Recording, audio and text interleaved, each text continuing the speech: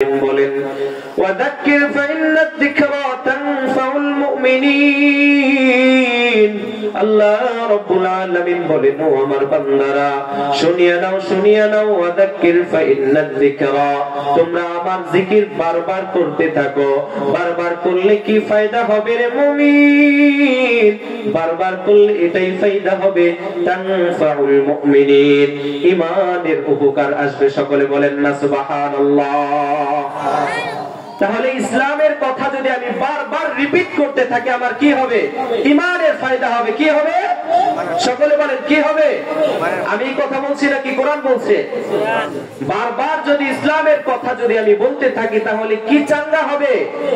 ঈমান চাঙ্গা হবে, শক্তিশালী হবে। কি সকলে একটু বলেন না ভাই, কি শক্তিশালী হবে? ঈমান শক্তিশালী হবে। এই কথা বলছেন কে? আল্লাহ। তানফাউল মুমিনিন ওয়াযাক্কির ফাইন্নাদ যিকরা তানফাউল মুমিনিন। আল্লাহ রাব্বুল আলামিন বলেন, ও আমার বান্দা, যত বেশি আমি আল্লাহর জিকির আদায় করবা, যত বেশি বেশি আমাকে স্মরণ করবা, তত বেশি তোমার ঈমানের ফায়দা হবে। সকলে বলেন না সুবহানাল্লাহ। এই যে দেখেন আমরা লা ইলাহা ইল্লাল্লাহর জিকির সারাদিন করতে থাকি, এর কারণ হলো কি?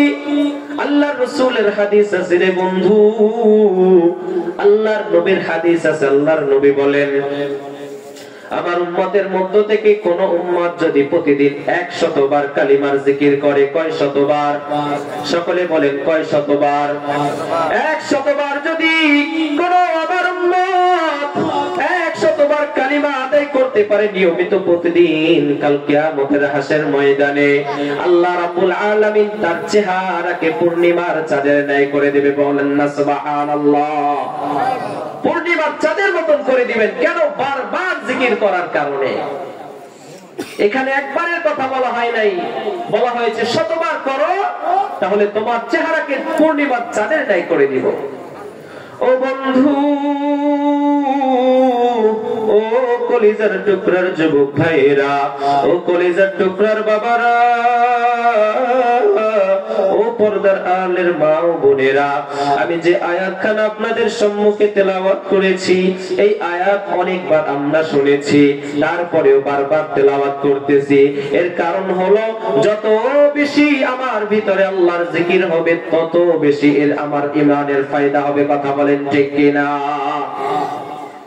আল্লাহ রাব্বুল আলামিন ডাক দিয়া বলেন, কুল্লু নাফসিন যায়িকাতুল মাউত। ও আমার বান্দারা শোনো শোনো শোনো, যার ভিতরে প্রাণ আছে, প্রাণ নামক জিনিসটা যার শরীরে আছে, যায়িকাতুল মাউত, তাকে অবশ্যই মৃত্যুর স্বাদ আস্বাদন করতে হবে। এরপরে আল্লাহ রাব্বুল আলামিন ডাক দিয়া বলেন, ওয়া ইন্নামা তুওয়াফাউনা উজুরাকুম ইয়াওমাল কিয়ামাহ। ও আমার বান্দারা শোন শোন শোন, ওয়া ইন্নামা তুওয়াফাউনা উজুরাকুম, তোমরা দুনিয়ার মধ্যে গিয়ে যে আমলগুলো করেছো, ইয়াওমাল কিয়ামাহ তুওয়াফাউনা উজুরাকুম, তোমাদেরকে তোমাদের প্রতিদানগুলো পরিপূর্ণ করে দেব কিয়ামতের দিবসে। সকলে বলেন না সুবহানাল্লাহ। আল্লাহ রাব্বুল আলামিন কিয়ামতের দিবসে এই দুনিয়া থাকতে আমরা যা যা করেছি, যত নেক আমল কাজ করেছি, সব কিছুর প্রতিদানকে আল্লাহ তাআলা পরিপূর্ণ রূপে দিবেন, এক বিন্দু মাত্র কমাবেন না। সকলে বলেন না সুবহানাল্লাহ। এক বিন্দু পরিমাণ আল্লাহ তাআলা কমাবেন না। এরপরে আল্লাহ রাব্বুল আলামিন ডাক দিয়া বলেন, ও বন্ধু মনোযোগ দিয়ে শুনবো। আল্লাহ রাব্বুল আলামিন বলেন, ফামান যুহজিহা আনিন নার ওয়া উদখিলাল জান্নাতা ফাকাদ ফাজ। ও বন্ধু, আল্লাহ রাব্বুল আলামিন বলেন, ফামান যুহজিহা আনিন নার, আর তোমাদের বান্দাদের মধ্য থেকে যাকে জাহান্নামের আগুন থেকে বের করিয়া ওয়া উদখিলাল জান্নাতা, জান্নাতে প্রবেশ করানো হবে, ফাকাদ ফাজ, সে সফল কাম হয়ে যাবে। সকলে বলেন না সুবহানাল্লাহ। এরপরে আয়াতে আল্লাহ রাব্বুল আলামিন বলেন, ওয়া ওয়ামাল হায়াতুদ দুনিয়া ইল্লা মাতাউল গুরুর। ও আমার বান্দারা শুনিয়া নাও আল্লাহ রাব্বুল আলামিন আপনাকে আমাকে মেসেজ দিতেছেন। কি দিচ্ছেন? মেসেজ। ওয়ামাল হায়াতুদ দুনিয়া ইল্লা মাতাউল গুরুর। ও দুনিয়ার মানুষ সকলে শুনিয়া নাও, ওয়ামাল হায়াতুদ দুনিয়া, এই দুনিয়ার জীবন যাপন। ওয়ামাল হায়াতুদ দুনিয়া এর অর্থ হলো দুনিয়ার জীবন যাপন। ইল্লা মাতাউল গুরুর, এই দুনিয়ার জীবন যাপন পুরাটাই হলো ধোঁকার বস্তু। দুনিয়ার জীবন যাপন পুরাটাই ধোঁকার বস্তু। কে বলছেন? সকলে বলেন না, কে বলতেছেন? আল্লাহ বলতেছেন। ও বন্ধু, আল্লাহ রাব্বুল আলামিন আপনাকে আমাকে দেখিয়ে দেখিয়ে শিখিয়ে দেন। আল্লাহ রাব্বুল আলামিন বলেন, ও বান্দারা শুনিয়া নাও, ওয়ামাল হায়াতুদ দুনিয়া, এই দুনিয়ার জীবনটা পুরাটাই ইল্লা মাতাউল গুরুর, পুরাটাই হলো ধোঁকার বস্তু। এই দুনিয়ায় তুমি যখন চলতে যাইবা, তোমার হাতে আল্লাহ রাব্বুল আলামিন টাকা সম্পদ দিয়ে দেবে রে বন্ধু। টাকা দেবে, সম্পদ দেবে, এই সম্পদের ভিতরে ধোঁকা দিবেন শয়তানে। সম্পদের ভিতরে ধোঁকা দিবেন কে? শয়তানে। এই কারণে আল্লাহ রাব্বুল আলামিন সতর্ক করে দিচ্ছেন যে দুনিয়ার ভিতরে চলতে গেলে তোমার বিভিন্ন জিনিস তোমার হাতে আসবে। তোমার হাতে টাকা আসবে, টাকার ভিতরে ধোঁকা থাকবে। যখন তোমার হাতে টাকা আসবে, এই টাকার অপব্যবহার তোমার থেকে হতে যাবে। কিন্তু তুমি যদি বেঁচে থাকতে চাও, তাহলে আগ থেকেই সতর্ক হয়ে যাও, টাকা কিন্তু তোমাকে ধোঁকার ভিতরে ফেলাবে। ঠিক তেমনি ভাবে আল্লাহ রাব্বুল আলামিন এই দুনিয়ায় চলতে গেলে আপনাকে আমাকে অনেককেই বড় শিক্ষিত বানাইবে। এই শিক্ষিত বানানোর ক্ষেত্রেও এর ভিতরে ধোঁকা চলে আসবে। মানুষ আমারে বড় শিক্ষিত বলবে, আমি শিক্ষা প্রতিষ্ঠানের আমার যদি নষ্ট করে ফেলি, এটা হলো আমার শিক্ষার মাধ্যমে ধোঁকা হয়ে যাবে। কথা বলেন ঠিক কিনা? ঠিক তেমনি ভাবে আল্লাহ রাব্বুল আলামিন এই জীবনে চলতে গেলে আপনাকে বড় সম্মানী বানাইয়া চেয়ারম্যান বানাবে, এই সমাজের চেয়ারম্যান বানাবে। এই চেয়ারম্যানের ভিতরেও আপনার ভিতরে ধোঁকা থাকবে। আপনাকে যে দায়িত্ব দেওয়া হয়েছে গ্রাম দেখার জন্য, আপনি যদি গ্রাম না দেখিয়া শুধু রাষ্ট্রীয় সম্পদকে যদি লুটপাট করতে থাকেন, তাহলে এটার ভিতরে ধোঁকা চলে আসবে। কথা বলেন ঠিক কিনা? ঠিক তেমনি ভাবে আল্লাহ রাব্বুল আলামিন ও বন্ধু দুনিয়ায় চলার পথে অনেক মানুষকে নেতা বানাবে। নেতা বানানোর পরেই নেতার ভিতরেও ধোঁকাবাজি থাকবে। নেতার ভিতরে কি ধোঁকাবাজি থাকবে? নেতার ভিতরে যদি নীতি না থাকে, এটাই হলো বড় ধোঁকাবাজি। কথা বলেন ঠিক কিনা? আজকে এই বাংলাদেশ সব থেকে বড় অভাব যেটা, সেটা হলো নেতার নীতি নাই। কথা বলেন ঠিক কিনা? আজকে যদি এই বাংলাদেশে নেতার নীতি থাকতো রে বন্ধু, তাহলে এই বাংলাদেশ কখনো ফকির হইতো না। মানুষের প্রতিটা বাংলাদেশের প্রত্যেকটা মানুষের মাথা পিছু ঋণের বোঝা বয়ে আছে। কথা বলেন ঠিক কিনা? আজকে যদি নেতার নীতি থাকতো, তাহলে বাংলাদেশের মানুষ প্রত্যেকটা মানুষ ঋণী থাকতো না। আজকে যদি নেতার নীতি থাকতো, তাহলে বাংলাদেশে কোনো চুরি হতো না। আজকে যদি নেতার নীতি থাকতো, বাংলাদেশে কোনো ধর্ষণ হতো না। যদি নেতার নীতি থাকতো, বাংলাদেশে আলেমরা জালেমের কারাগারে কারখানায় যাইতো না, জেলখানায় যাইতো না। যদি নেতার নীতি থাকতো, আজকে বাংলাদেশ থেকে হাজার হাজার কোটি টাকা কেউ নিতে পারতো না। কথা বলেন ঠিক কিনা? আজকে নেতার নীতি নাই, যার কারণে বাংলাদেশ ফকির। আজকে নেতার নীতি নাই, যার কারণে আপনার আমার বোন ধর্ষিত হয়, যার কারণে আপনার আমার মা ধর্ষিত হয়। আজকে নেতার নীতি নাই, যার কারণে এই বাংলাদেশ থেকে হাজার হাজার কোটি টাকা পাচার হয়। কথা বলেন ঠিক কিনা? আজকে আপনার আমার বাড়ি ভালো হয় না, আজকে আপনার আমার বাড়ির যাতায়াত ভালো হয় না। কারণ কি? কারণ টাকা তো নাই, নেতার নীতি নাই। মুহতারাম দোস্ত বুজুর্গ, এই কারণে আল্লাহ তাআলা সতর্ক করে দিচ্ছে, বন্ধু তোমার দুনিয়ার পথে চলতে গিয়ে তুমি অনেক কিছু পাবা, কিন্তু সবকিছুর ভিতরেই ধোঁকা থাকবে। এই কারণে তুমি যদি ধোঁকা থেকে ঠিক থাকতে পারো, ধোঁকা থেকে যদি তুমি বেঁচে থাকতে পারো, তাহলে ওয়াদখিলাল জান্নাহ, তোমাকে জান্নাতে প্রবেশ করানো হবে। এই কারণে ভাই, দুনিয়ায় চলতে গেলে আমার অনেক কিছু আমার সামনে আসবে। সব বিষয়ে আমরা সতর্ক থাকবো তো ইনশাআল্লাহ। ইনশাআল্লাহ আল্লাহ তাআলা তৌফিক দান করুন। সকলে বলে আমিন। ভাই, আমার কথায় কি কষ্ট হয় বা কর্ণকুহরে বেশি আঘাত পড়ে? যাই হোক, আল্লাহ তাআলা সবকিছু সহজ করে দিক, সকলে বলে আমিন। মুহতারাম দোস্ত বুজুর্গ, যে আয়াতখানা আপনাদের সামনে তেলাওয়াত করেছি, কুল্লু নাফসিন যায়িকাতুল মাউত, ও বন্ধু, এই কুল্লু নাফসিন এই শব্দের যদি তাফসীর করতে যাই তাহলে অনেক সময় পার হয়ে যাবে। তবে ছোট একটা তাফসীর করি রে বন্ধু, সবাই মনোযোগ দিয়ে শুনবো তো ইনশাআল্লাহ। আল্লাহ তাআলা তৌফিক দান করুক। কুল্লু নাফসিন, আল্লাহ রাব্বুল আলামিন বলেন কুল্লু নাফসিন, প্রত্যেক প্রাণ, প্রত্যেক প্রাণী, প্রত্যেক প্রাণ, যার ভিতরে প্রাণ আছে, যার ভিতরে জান আছে, এই প্রত্যেকটা জান বিশিষ্ট শরীর প্রত্যেককেই যায়িকাতুল মাউত, মৃত্যুর স্বাদ আস্বাদন করতে হবে। চাই সে মানুষ হোক, চাই সে দানব হোক, চাই সে ফেরেশতা হোক, চাই সে নবী হোক, চাই সে বড় ব্যবসায়ী হোক, চাই সে বড় পীর হোক, চাই সে বড় বাজারের বড় মন্ত্রী হোক, চাই সে বিশাল বড় ক্ষমতাবান হোক, যাই কিছু হোক না কেন, মৃত্যুর স্বাদ অবশ্যই আস্বাদন করতে হবে। যদি আমরা এই পৃথিবীর ভিতরে তাকাইয়া দেখি, বিশাল বড় বড় বাদশা ছিল যারা পৃথিবীকে শাসন করেছিল, যারা পৃথিবীকে জয় করেছিল, যেমন বাদশা সেকেন্দার, যেমন বাদশা সুলতান মাহমুদ গজনবী, যেমন বাদশা সুলাইমান আলাইহিস সালাম, এরা বিশ্ব জয় করেছিল, সারা বিশ্ব এদের কথাই চলতো। কিন্তু যদি তাকাইয়া দেখি, এত বিশ্বকে জয় করার পরেও তারা কিন্তু এই দুনিয়ায় নাই, তারা এই দুনিয়ায় নাই রে বন্ধু। আমরা তো সাথে পাতা সাদা পাতা, আমরাও দুনিয়ায় থাকবো না। যদি আমাদের বড় বড় লিডাররাও না থাকে তাহলে আমাদেরও কোনো গন্তব্য নাই। আমাদের আগে নবীরা এসেছিল, তারাও চলে গেছে। আমাদের আগে অনেক বড় বড় আলেম ছিল, তারাও চলে গেছে। আমাদের আগে অনেক বড় বড় পীর মাশায়েখ ছিল, তারাও মৃত্যুবরণ করেছে। এক সময় আমাদের সকলকেও মৃত্যুবরণ করতে হবে, কথা বলেন ঠিক কিনা? আমাদের সকলকে মৃত্যুবরণ করতে হবে। এই কারণে ভাই, এই কথা আমার অন্তরে বিশ্বাস করতে হবে এবং এটা আমার অন্তরে ভালো করে গেঁথে নিতে হবে যে আমাকে অবশ্যই মৃত্যুর স্বাদ আস্বাদন করতে হবে। মৃত্যু থেকে পলায়ন করে কোনো লাভ নাই। কারণ আল্লাহ রাব্বুল আলামিন কোরআনুল কারীমে সূরা নিসার মধ্যে বলেন, সূরার নাম কি? সকলে বলেন সূরাতুন নিসা, সূরাতুন নিসা।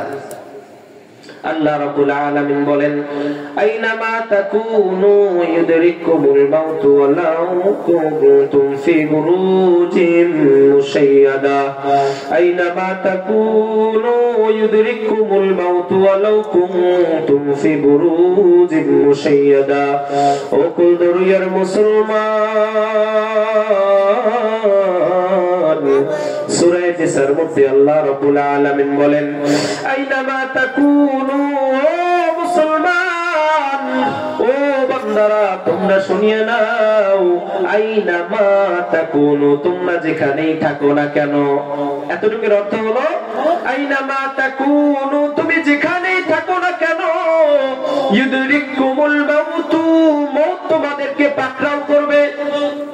আবার শুনেন ও বন্ধু, ও বাবাজিরা শোনো, আল্লাহ রাব্বুল আলামিন ডাক দিয়ে বলে, আইনামা তাকুনু ইউদরিকুমুল মাউতু, তুমি যেখানেই থাকো না কেন, আইনা মানে যেখানে, তাকুনু মানে থাকো, আইনামা তাকুনু মানে তুমি যেখানেই থাকো না কেন, ইউদরিকুমুল মাউতু, মৃত্যু তোমাকে অবশ্যই পাকড়াও করবে।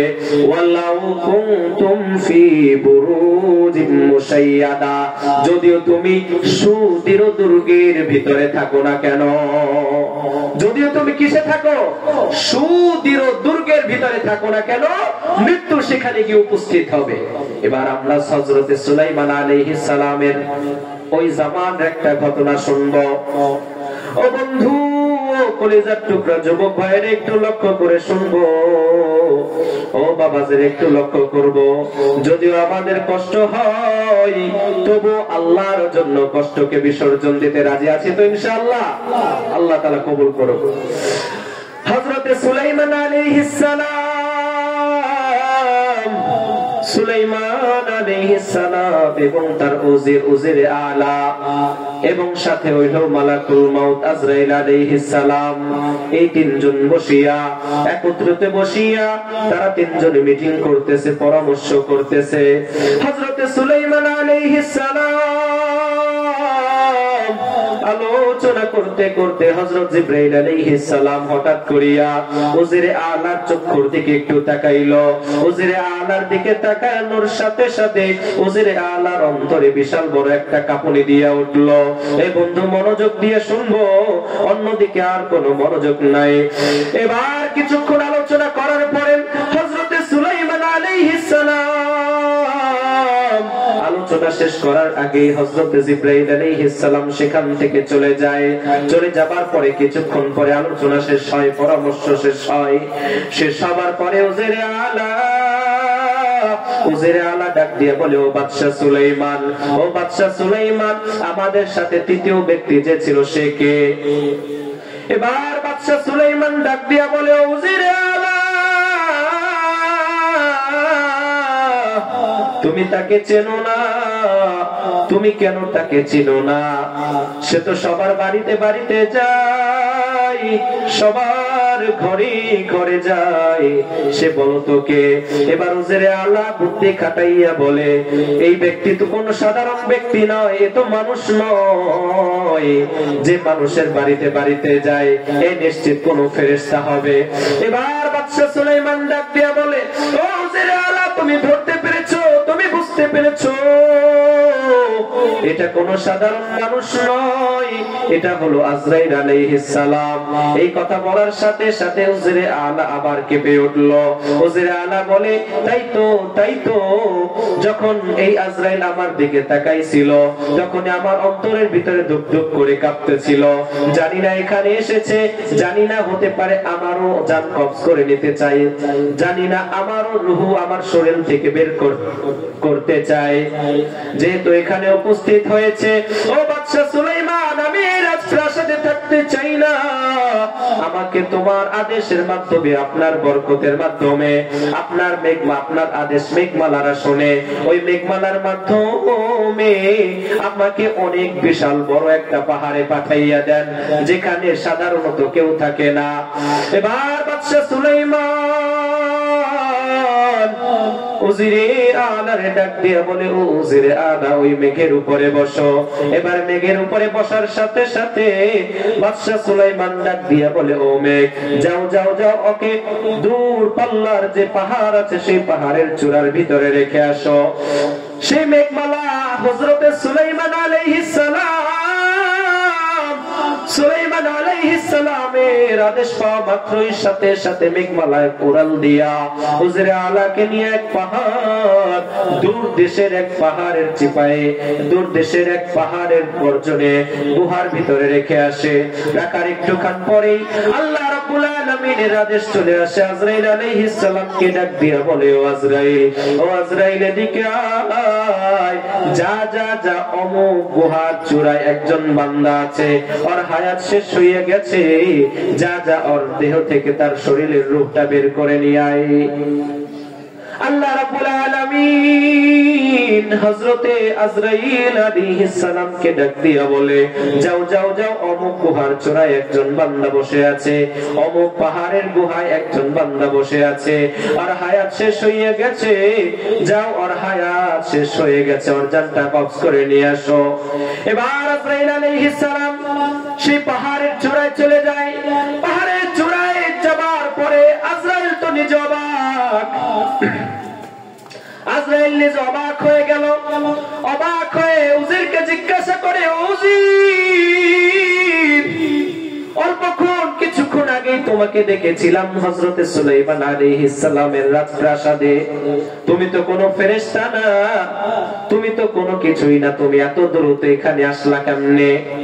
আল্লাহ তাআলা তো আমাকে আদেশ দিয়ে পাঠাইছে, এখানে একজন মানুষ আছে তার জান কবজ করার জন্য, তুমি ছাড়া তো আর কেউ নাই, তাহলে তোমার জান আমাকে কবজ করতে হবে। এবার উজিরে আলা বলে, ও আজরাইল আলাইহিস সালাম, আমি আপনার ভয়ে, যাতে করে আমি আরো কিছুদিন বাঁচতে পারি, আপনার ভয় মৃত্যু থেকে পলায়ন করে ওই রাজপ্রাসাদ থেকে এত দূরে আসলাম যাতে করে আমাকে মরতে না হয়, আমি একটু মৃত্যু থেকে দূরে থাকতে পারি, আরো কিছুদিন বাঁচতে পারি।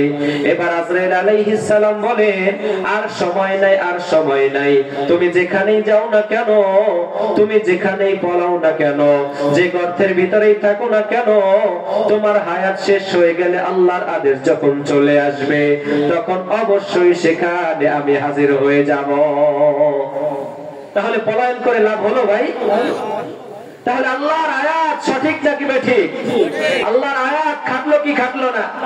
এই কারণে আল্লাহ রাব্বুল আলামিন ডাক দিয়া বলে, ও বাবাজিরা শোনো, আইনামা তাকুনু ইউদরিকুমুল মাউত ওয়ালাউ কুনতুম ফি বুরুজিম মুশাইয়াদা। পলায়ন করে বাঁচা যাবে না, পালাইয়া বাঁচা যাবে না, লুকাইয়া বাঁচা যাবে না। যেখানেই তুমি আমি লুকাই না কেন সেখানে কিন্তু আজরাইল গিয়া উপস্থিত হবে। কথা বলেন ঠিক কিনা? লুকাইয়া বাঁচা যাবে? যাবে না।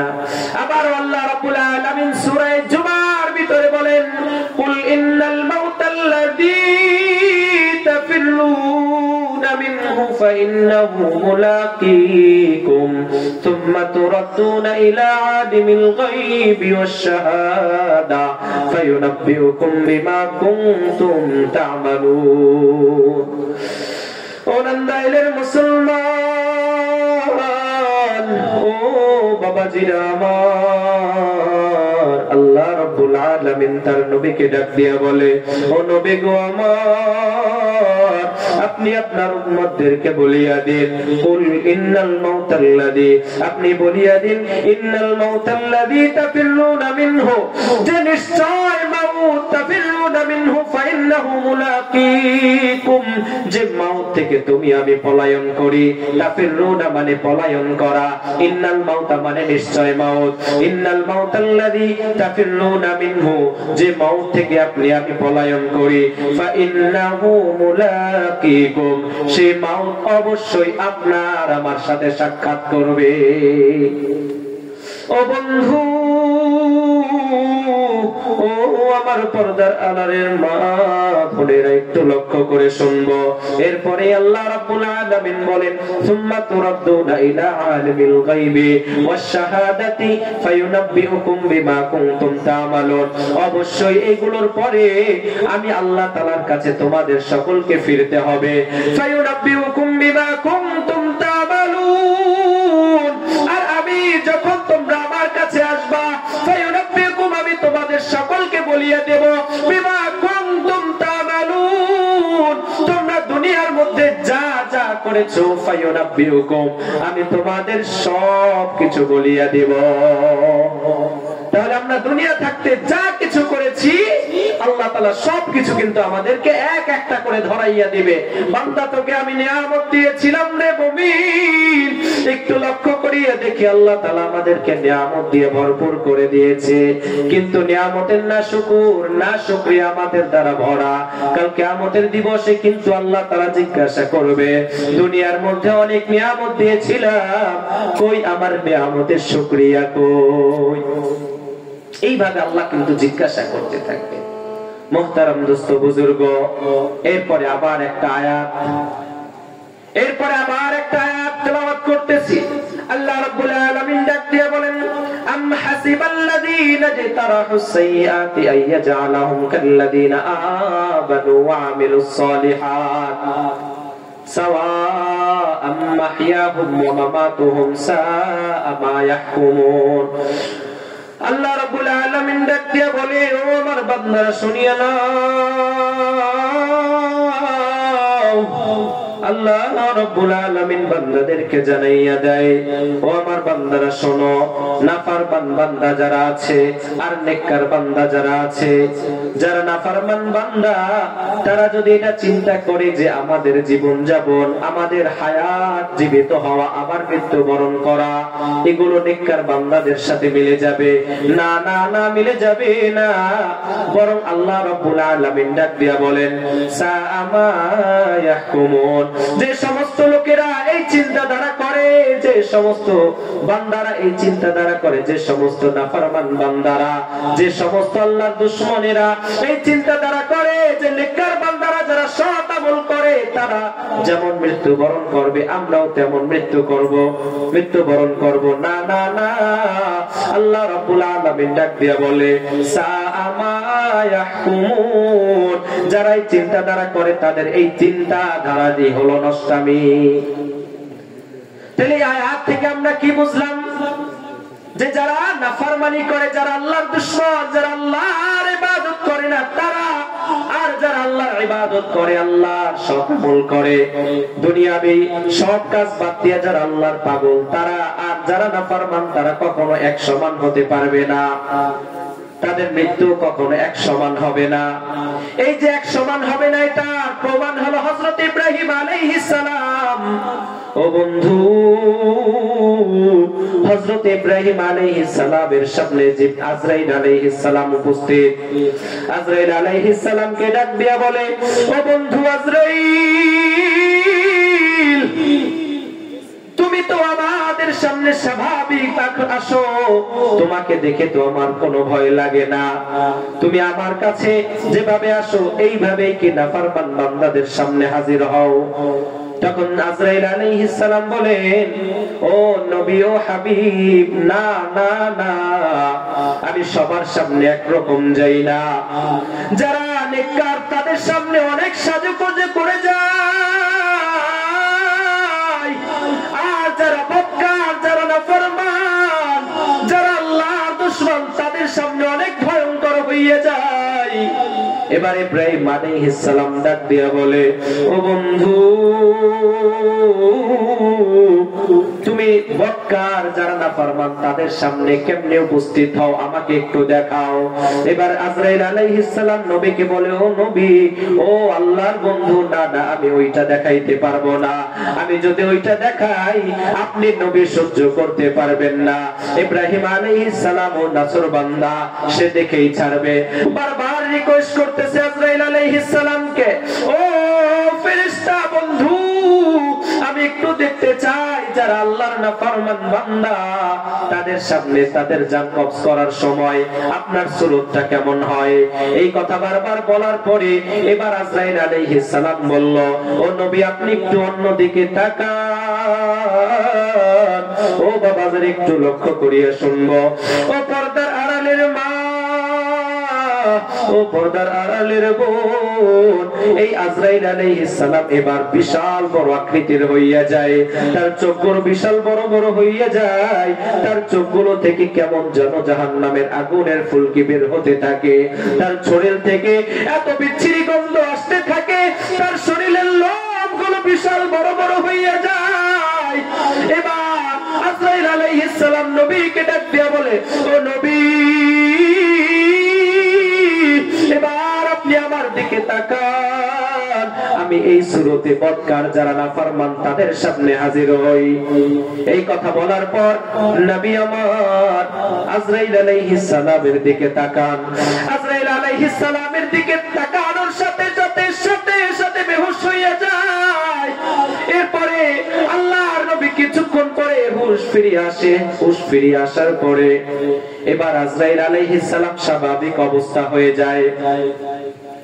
স্বাভাবিক অবস্থা হয়ে যাবার পরে এবার আজরাইল আলাইহিস সালাম জিজ্ঞাসা করে, ও নবী, আপনার কেমন লাগলো নাফরমান বান্দার সামনে আমি এই আকৃতিতে যাই? এবার নবী আমার বলে যে কোন নাফরমান বান্দাকে যদি কোনো শাস্তিও না দেওয়া হয়, তার সামনে যদি এরকম আকৃতিতে দাঁড়ানো হয় কোন ব্যক্তি, এটাই তার জন্য বড় শাস্তি হবে। তাহলে একটু চিন্তা করিয়া দেখে যে নাফরমান বান্দার জান কেমনে আজরাইল কবজ করে। এর কারণ আছে, অবশ্যই এর কারণ আছে। কারণ আল্লাহ বড় নিয়ামত দিয়া, আল্লাহ বড় দয়া মায়া করি আপনাকে আমাকে দুনিয়ায় পাঠাইছে রে বন্ধু। যদি একটু চক্ষু বন্ধ করিয়া যদি আমি শিশুবেলার কথা মনে করি, যখন আমি কথা বলতে পারতাম না, আমার জবানে আল্লাহ রাব্বুল আলামিন এমন একটা জাদু করে দিয়েছিল, যখন আমি হাউ মাউ করে কাঁদতাম, আমার মা বুঝে যাইতো আমার ক্ষুধা লেগেছে রে বন্ধু, আমার ক্ষুধা লেগে গেছে, আমার মা বুঝতো, সাথে সাথে খাবার ব্যবস্থা হয়ে যাইতো। ও বন্ধু, যদি একটু চক্ষু বন্ধ করিয়া দেখি, ছোটবেলা থেকে এই আজ পর্যন্ত যা কিছু চলতেছে, যা কিছু হইছে, সব আল্লাহর নিয়ামতের মাধ্যমে হইছে। কথা বলেন ঠিক কিনা? আমাদের মাথার উপর থেকে যদি এক সেকেন্ডের জন্য আল্লাহর নিয়ামত সরে যায়, বলেন আপনি আমি দুনিয়ায় সুখে থাকতে পারবো নি? আল্লাহর নিয়ামত যদি আপনার আমার মাথার উপর থেকে এক সেকেন্ডের জন্য ছুটে যায়, আপনি আমি দুনিয়ায় সুন্দরভাবে বসবাস করতে পারবো না। কথা বলেন ঠিক কিনা? তাহলে যে আল্লাহ রাব্বুল আলামিন আপনাকে আমাকে এত নিয়ামত দিয়ে ছোটবেলা থেকে এই পর্যন্ত মায়া মমতা করিয়া এত বড় করলো, এত কিছু দিল, এত নিয়ামত আল্লাহর ভোগ করলাম, তারপরেও যে আল্লাহর নাফরমানি করি, তাকে তো অবশ্যই এর চাইতে বেশি শাস্তি দেওয়ার কথা। কথা বলেন ঠিক কিনা? মুহতারাম দোস্ত বুজুর্গ, এবার আমরা শুনবো যারা বক্কার, যারা আল্লাহর নাফরমানি করে, তাদের মরণ কেমন হবে, তাদের মরণের প্রস্তুতি কেমন হবে, একটু মন লাগাইয়া শুনবো। ও বাবাজিরা, ও আমার যুবক ভাইরা, এখানে যারাই উপস্থিত হয়েছে, আমাদের কপাল ভালো যে আমরা এখানে বসতে পেরেছি। আমাদের এই মহল্লার ভিতরে আরো হাজার হাজার মানুষ আছে যাদের কপাল কোরআনের জন্য কবুল হয় নাই, যাদের নসিব কোরআনের জন্য কবুল হয় নাই। আল্লাহ তাআলা আপনাকে আমাকে পছন্দ করেছেন, এই কারণে কষ্টের ভিতরে কষ্ট হয়েছে, তারপরেও বসাইয়া রাইখাছে। আমাদের কষ্ট হচ্ছে, তারপরেও কোরআনের মজলিসে বসাই রেখেছেন যে আল্লাহ, সে আল্লাহর নিয়ামত আমাদের উপরে অবশ্যই আছে, সে আল্লাহর রহমত আমাদের উপরে অবশ্যই আছে। যদি না থাকতো তাহলে আমরা এখান থেকে চলে যাইতাম। কথা বলেন ঠিক কিনা? মুহতারাম দোস্ত বুজুর্গ, যারা নাফরমান বান্দা, এদের সামনে, এদের যখন হায়াত শেষ হয়ে যাবে,